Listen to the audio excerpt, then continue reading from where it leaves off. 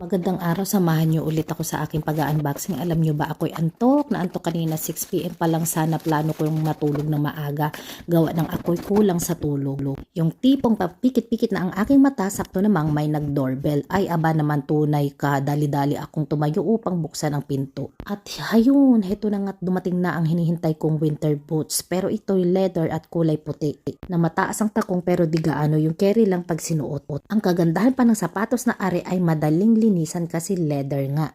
Ang lakas makaseksi ng takong, bagay na bagay sa akin nang maisukat ko. Polarized din ang loob kaya di ka talaga lalamigin at gandang-ganda ako sa design, walang katulad sa aking paningin, kaya kung bibili kayo nito, add kayo ng isa pang size. Kasi maliit ang yari ng sapatos. Halimbawa, ang size ng paa ko ay 37 pero ang binili ko ay size 38. Sakto lang, may allowance ng konti. Pwede ka pa magmedyas ng makapal. Ang pangalan nga pala ng sapatos na ito ay Laura Boots Ayakabi